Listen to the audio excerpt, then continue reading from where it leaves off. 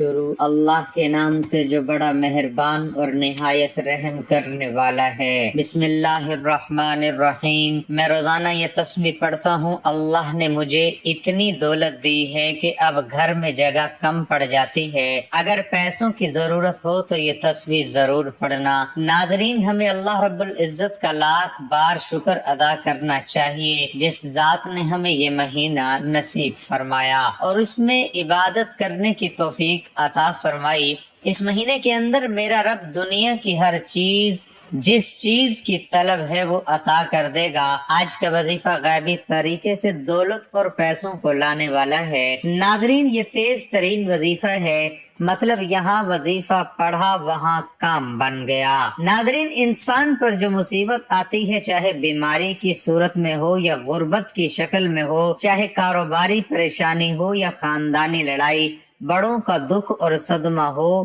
ہر قسم کی مصیبت اس کے گناہوں کی وجہ سے آتی ہے۔ اس لیے فوراً سچی توبہ کرتے ہوئے اللہ تعالیٰ سے ہمیں معافی مانگنی چاہیے، کیونکہ اللہ تعالیٰ توبہ کرنے والوں سے محبت کرتا ہے اور توبہ کرنے والے کی پریشانیوں اور مصیبتوں کا ازالہ کر کے اسے خوشحال بنا دیتا ہے۔ ناظرین، آپ سے درخواست ہے کہ خود بھی اور کمنٹ باکس میں بھی ایک بار استغفر اللہ لازمی کریں تاکہ دوستوں کو بھی ترغیب ہو اور ہمارے لیے بھی خیر و برکت کا باعث ہو۔ ناظرین، انسان میں گناہوں اور غلطیوں کی جانب رغبت کا میلان موجود ہے۔ انسان میں نفس گناہوں میں مبتلا کرنے کی کوشش کرتا رہتا ہے، جس میں سلیم الفطر انسان کسی گناہ یا غلط کام کا ارتکاب کرتا ہے تو وہ یہ جان رہا ہوتا ہے کہ وہ غلط کام یا ظلم و زیادتی کر رہا ہے، وہ رسول اللہ صلی اللہ علیہ وسلم کے طریقے کی مخالفت کر رہا ہے اور اللہ کے فرامین سے بغاوت کر کے اس کے قہر و غضب کو دعوت دے رہا ہے۔ یوں وہ اپنی دنیا و آخرت دونوں کو تباہ و برباد کرتا ہے، لیکن اس کے ساتھ شیطان کے وار خواہشات کا غلبہ،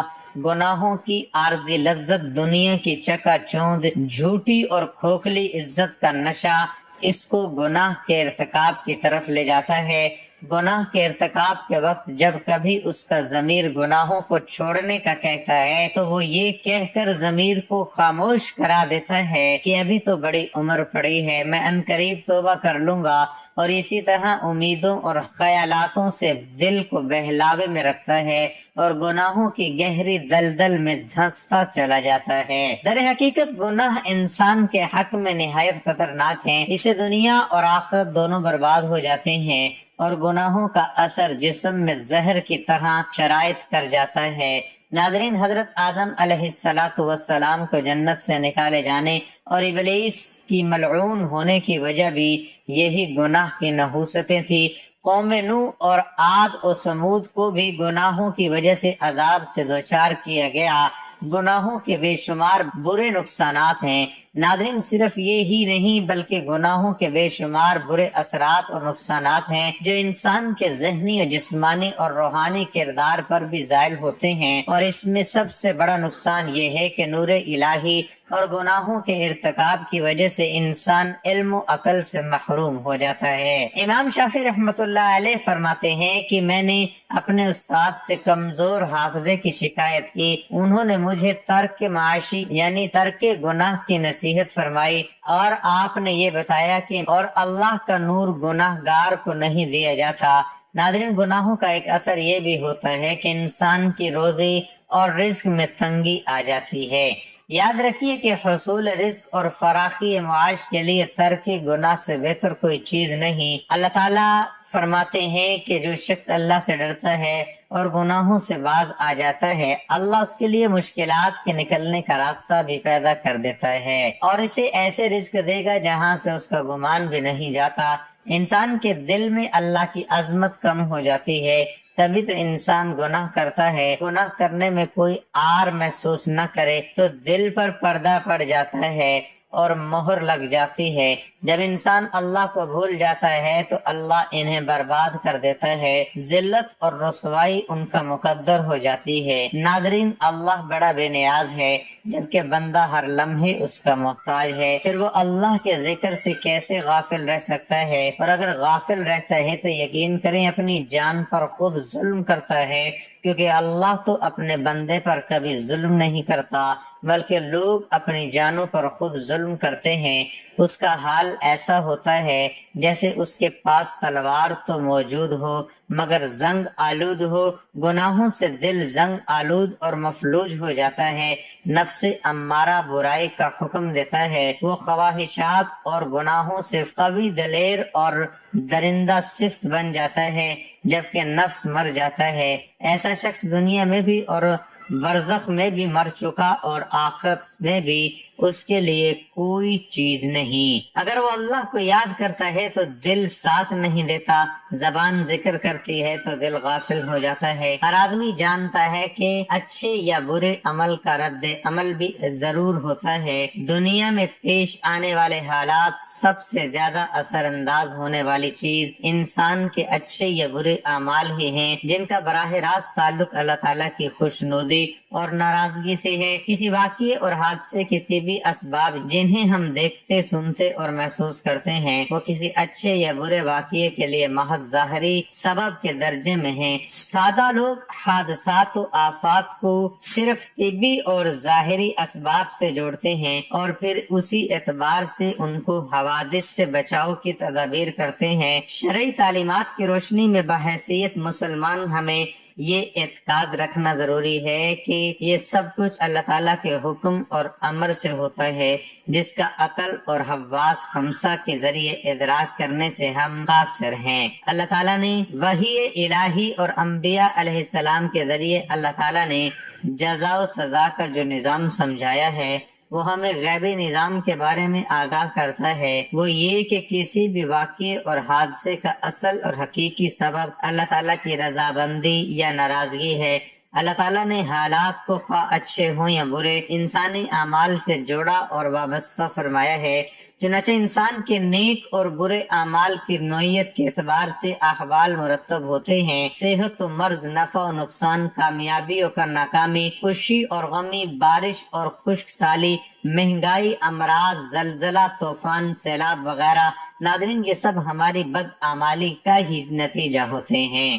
ان سب احوال کے ظاہری اسباب کچھ بھی ہوں مگر حقیقی اسباب ہمارے نیک اور بد اعمال ہوتے ہیں۔ ناظرین، اسی طرح کے خوفناک واقعات انفرادی ہو یا اجتماعی، دراصل اللہ تعالیٰ کی طرف سے الارم ہوتے ہیں تاکہ انسان اپنے اعمال کا محاسبہ کرے اور کوئی اس کی غفلت دل کو جنبش دینے میں کامیاب ہو جائے۔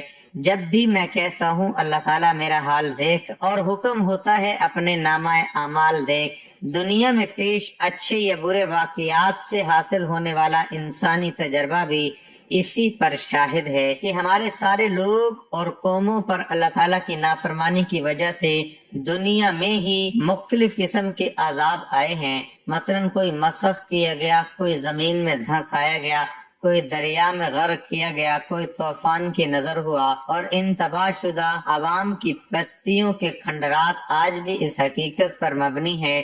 اللہ تعالیٰ نے قرآن مجید اور حضور علیہ السلام نے احادیث مبارکہ میں اعمال کی حسب نوعیت اس بات کو جیسی کرنی ویسی بھرنے کے مختلف پہلو اور طریقوں سے بیان فرمایا ہے۔ امت کو بدعمالیوں کے برے نتائج سے آگاہ فرما کر اصلاح کا حکم دیا ہے۔ چنانچہ کچھ غلطیاں ہوتی ہیں جو رزق کم کرنے کا باعث بنتی ہیں اور وہ ان مشکلات کا شکار رہتے ہیں، تو آج ہم آپ کو ایسی چیزوں کے بارے میں بتانے والے ہیں کہ وہ کون سی عام غلطیاں ہیں جو ہمارے رزق میں مشکلات پیدا کر دیتی ہیں اور اللہ تعالیٰ ہمارا رزق تنگ کر دیتا ہے۔ آپ کو حدیث مبارکہ کی روشنی میں بتائیں گے کہ کس وجہ سے اللہ تعالیٰ انسان کا رزق کم کر دیتا ہے۔ اس کے بعد کچھ کام ضرور کرنے ہوں گے جو آپ کے لیے آسانیاں پیدا کریں گے۔ جتنے چاہیں کر سکتے ہیں، اللہ تعالیٰ کا نام لیں، اللہ تعالیٰ سے مانگتے رہیں تو بے شمار نعمت اللہ پاک آپ کو عطا فرما دے گا۔ سب سے پہلا عمل یہ کہ جوتے پہن کر یا کھڑے ہو کر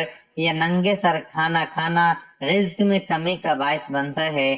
नाज़रीन, बहुत से लोग जूते पहनकर खाना खा रहे होते हैं, ये जल्दी जल्दी में खड़े होकर खाना खा रहे होते हैं। हम बहुत सी ऐसी खवातीन को भी देखते हैं जो नंगे सर भी खाना खा रही होती हैं। मसलन हमारे घरों की औरतें भी नंगे सर खाना खा रही होती हैं और खाना दे भी रही होती हैं, जिसकी वजह से हमारे घरों का रिज्क तंग कर दिया जाता है। नाज़रीन, दूसरी वजह यह है कि बैतुल खला में नंगे सर जाना भी हमारे रिज्क में कमी का बाइस बनता है। आम तौर पर देखा जाता है कि जब खवातीन बैतुल खला जाती हैं तो उनका सर नंगा होता है। यही नंगा सर उनके रिज्क में तंगी का बाइस बनता है। इस बात से खवातीन को गुरेज करना चाहिए, क्योंकि इससे रिज्क में तंगी पैदा हो जाती है। एक जमाना था जब मेहमानों को रहमत समझा जाता था, मगर आजकल के दौर में मेहमानों को जहमत समझा जाता है। ये आदत, ये सोच, ये खसलत भी घरों में, मुआशरे में रिज्क की तंगी का बाइस बन रही है, बल्कि बन चुकी है। तो हमें चाहिए कि मेहमान को रहमत समझें, क्योंकि मेहमान अल्लाह पाक की तरफ से रहमत लेकर आता है। बाज़ चीजें चूंकि शरीयत में हैं, तो इसमें चूंकि ऐसे मराहिल आते हैं कि हर शख्स उसका मुतमिल नहीं होता। नादरीन, ये कुछ जरूरी बातें थी जो मैंने आपसे अर्ज की है, आप इन्हें समझें और इन पर अमल करें। मोहतरम नादरीन, आज का वजीफा अल्लाह ताला के बाबरकत नामों का वजीफा है। इन नामों को पढ़ने से अल्लाह ताला खुश होता है और आपके जितने भी मसाइल हैं, बड़ी से बड़ी मुश्किल हो और बड़ी से बड़ी परेशानी हो, आपकी कोई भी हाजात हो या मुराद हो, अल्लाह ताला के इन नामों का वजीफा पढ़कर अल्लाह ताला से जो भी मांगेंगे इंशाअल्लाह अल्लाह ताला वो आपको अता कर देगा। अल्लाह ताला के बेशुमार नाम है और सारे नाम शान और अजमत वाले हैं। इनमें से एक नाम अल्लाह का जाती है, बाकी सब सिफाती हैं। इन नामों के साथ अल्लाह को पुकारो, यानी अल्लाह ताला को इसके हर नाम के साथ पुकारना दुरुस्त है। हजरत अबू हुरैरा रज़ी अल्लाह ताला अन्हु से मरवी है कि रहमत आलम सल्लल्लाहु अलैहि वसल्लम ने इरशाद फरमाया, बेशक अल्लाह ताला के 99 नाम हैं, यानी 100 में एक कम, जिसने इनको याद किया या इनको पढ़ा या इनके मानी जाने और इन पर अमल किया और महफूज कर लिया, वो जन्नत में दाखिल होगा। बिलाशुबा अल्लाह जल्ल जलालहू की इबादत और मार्फत का जज्बा और हौसला इंसानी फितरत और तबीयत का खासा और एक हिस्सा है।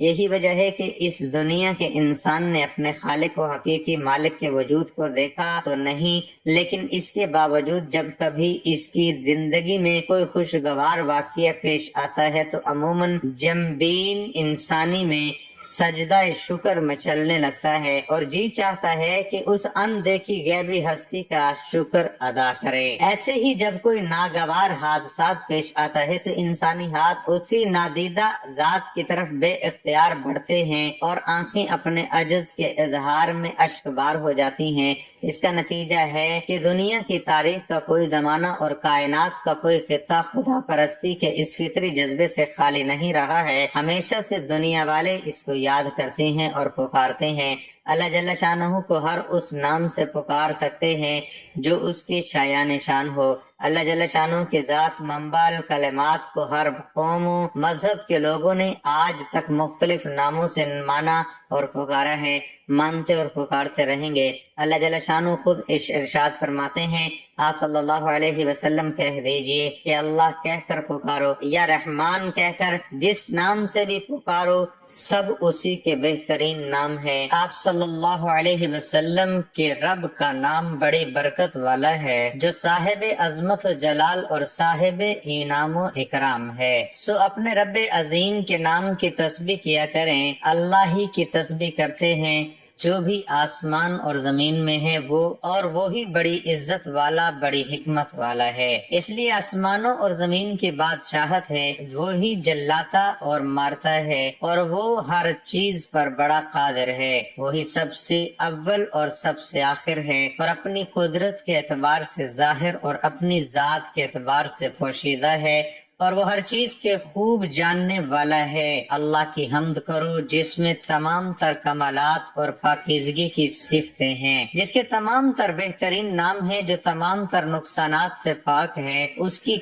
औलाद नहीं, उसका शरीक नहीं, वो अहद है, समद है, न उसके माँ बाप, न औलाद, न उसकी जिन्स का कोई और, न वो ऐसा हकीर के किसी की हिमायत का मोहताज हो या वजीर व मुशीर की اسے حاجت ہو، بلکہ تمام چیزوں کا خالق و مالک صرف وہی ہے، سب کا مدبر و مقدر وہی ہے، اسی کی مشیت تمام مخلوق میں چلتی ہے، وہ وحدہ لا شریک ہے، نہ اس کی کسی سے بھائی بندی ہے، نہ وہ کسی کی مدد کا طالب ہے، تو ہر وقت اسی کی عظمت، جلالت، کبریائی، بڑائی اور بزرگی بیان کرتا رہے، اور مشرکین جو تہمتیں اس پر باندھتے ہیں تو ان سے اس کی ذات کی بزرگی، بڑائی اور پاکیزگی بیان کرتا رہے۔ ناظرین، اب ہم جان لیتے ہیں کہ آپ نے کیا وظیفہ پڑھنا ہے، کیسے پڑھنا ہے۔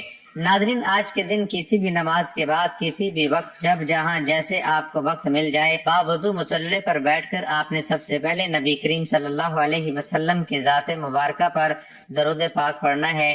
درود پاک آپ چاہیں تو مختصر والا یعنی صلی اللہ علیہ وسلم، صلی اللہ علیہ محمد پڑھ لیں، یہ صلی اللہ علیہ وآلہ وسلم پڑھ لیں، لیکن یاد رہے کہ اگر آپ درود ابراہیمی پڑھتے ہیں تو یہ زیادہ فضیلت اور زیادہ افضل ہے۔ اللہم صلی علی محمد وعلی آل محمد کما صلیت علی ابراہیم وعلی آل ابراہیم انک حمید مجید۔ اللہم بارک علی محمد وعلی آل محمد کما بارکت علی ابراہیم وعلی آل ابراہیم انک حمید مجید۔ درود پاک پڑھنے کے بعد آپ نے سب سے پہلے اپنے خاص مقصد کی نیت کرنی ہے، اور جب آپ نیت کر لیں تو فوری طور پر آپ نے اعوذ باللہ من الشیطان الرجیم اور بسم اللہ الرحمن الرحیم پڑھ کر وظیفے کا آغاز کرنا ہے۔ اور سب سے پہلے نمبر پر جو وظیفہ پڑھنا ہے وہ وظیفہ ہے یا مسبب الاسباب۔ یا مسبب الاسباب کا مطلب ہے اے اسباب پیدا کرنے والی ذات، اگر آپ بے روزگار ہیں، روزگار کے لیے اسباب بن جائیں گے، اگر آپ کا کاروبار بالکل ٹھپ ہو چکا ہے، یا مسبب الاسباب پڑھنے سے آپ کا کاروبار انشاءاللہ ترقی اور عروج پر پہنچ جائے گا، یا آپ کا جو بھی مقصد ہے تو وہ انشاءاللہ یا مسبب الاسباب کے اس وظیفے سے پورا ہو جائے گا۔ ناظرین، یہ وظیفہ یا مسبب الاسباب آپ نے اپنے دائیں ہاتھ کی انگلیوں پر یا تسبیح کے دانوں پر صرف 21 بار پڑھنا ہے۔ یا مسبب الاسباب 21 بار پڑھنے کے بعد آپ نے دوسرے نمبر پر جو وظیفہ پڑھنا ہے، اس وظیفے کو آپ نے اپنی زندگی میں بہت بار پڑھا ہوگا، بڑا آسان سا اور چھوٹا سا وظیفہ ہے۔ آپ نے اب یا اللہ، یا رحمان، یا رحیم، یا کریم، یا علیم، یا فتاح، یا رزاق کا وظیفہ کرنا ہے۔ ناظرین، یا اللہ رب کریم کا ذاتی نام ہے، اور یا رحمان، یا رحیم، یا کریم، یا علیم، یا فتاح، یا رزاق رب کریم کے صفاتی نام ہے۔ جب آپ اللہ کو ان کے ذاتی اور صفاتی ناموں سے پکارتے ہیں تو رب راضی ہو جاتا ہے، اور جب رب راضی ہوتا ہے تو میرا رب بہتر نہیں بلکہ بہترین سے نوازتا ہے، پھر میرا رب بن مانگے آپ کو عطا فرماتا ہے۔ یا رحمان رب کریم کی وہ صفت ہے کہ اگر اس صفت سے رب کو پکارا جائے تو میرا رب ناممکن حاجات کو بھی پورا کر دیتا ہے۔ لفظ اللہ کی ایک زبردست خصوصیت یہ ہے کہ قرآن کریم میں لفظ اللہ تقریباً 2940 مرتبہ آیا ہے، حتیٰ کہ جمہور اہل علم نے تو لفظ اللہ ہی کو اسم اعظم قرار دیا ہے۔ حضرت شیخ عبد القادر جیلانی فرماتے ہیں کہ اگر لفظ اللہ زبان سے اس حال میں ادا کیا جائے کہ دل میں اللہ تعالیٰ کے علاوہ کچھ نہ ہو تو لفظ اللہ اسم اعظم ہے۔ لفظ اللہ تو ایسا بابرکت نام ہے کہ اگر خدا نخواستہ غفلت کے ساتھ لیا جائے تب بھی برکت سے خالی نہیں، پھر عظمت کے ساتھ لینے کی کیا فضیلت ہوگی۔ الرحمن بہت مہربان، رحمان اور رحیم اللہ تعالیٰ کے دو صفاتی نام ہیں۔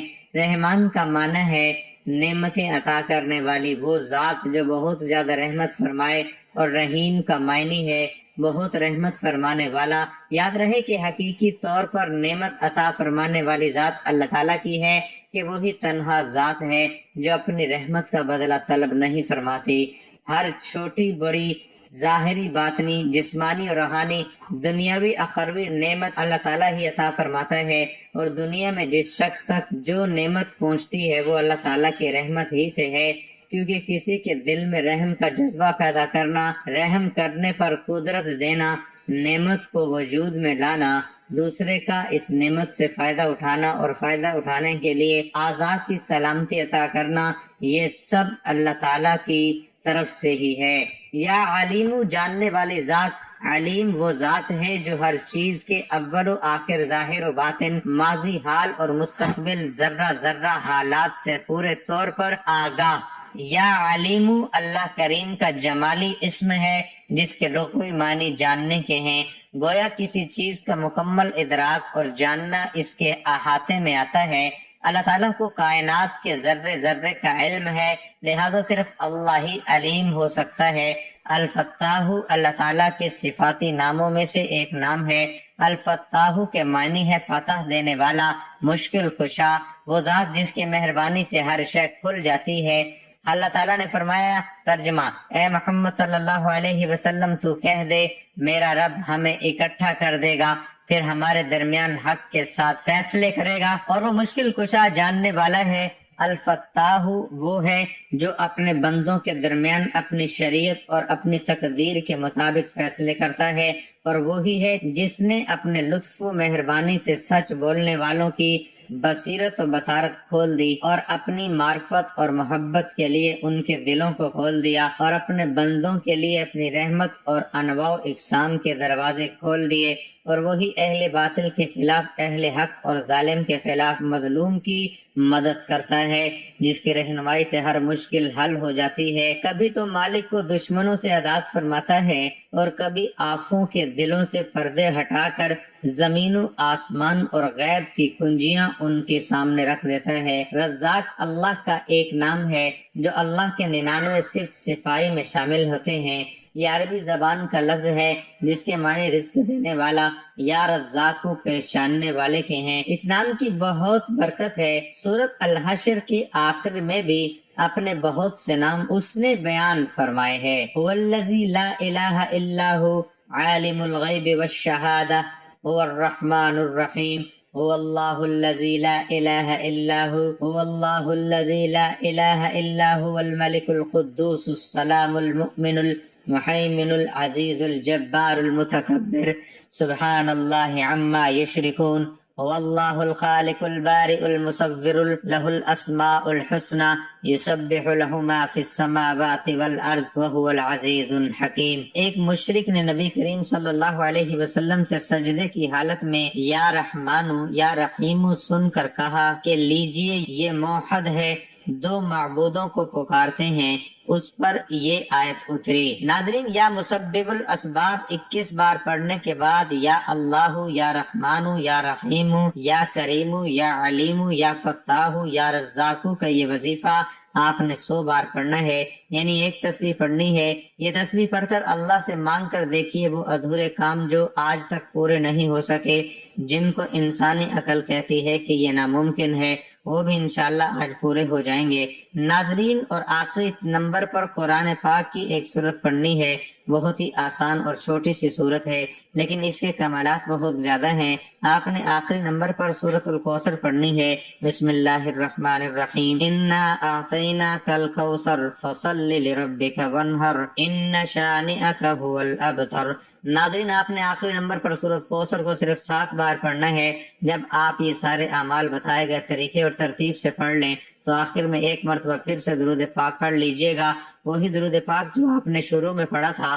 اب آپ کا عمل مکمل ہو گیا۔ ناظرین، یہ وظیفہ بتائے گئے طریقے اور ترتیب سے پڑھنے کے بعد آپ نے اللہ رب العزت کی بارگاہ الہی میں دعا کرنی ہے، اللہ سے براہ راست التجا کرنی ہے، کوئی واسطہ ڈھونڈے بغیر اللہ سے اپنی حاجات اور اپنے مقاصد کو پورا کرنے کے لیے دعا کرنی ہے۔ اللہ پاک سے دعا ہے کہ وہ آپ کی تمام حاجات کو پورا فرمائے، تمام مصیبتوں کو دور فرمائے۔ میرا سنانا اور آپ کا سننا اپنی بارگاہ میں قبول و منظور فرمائے۔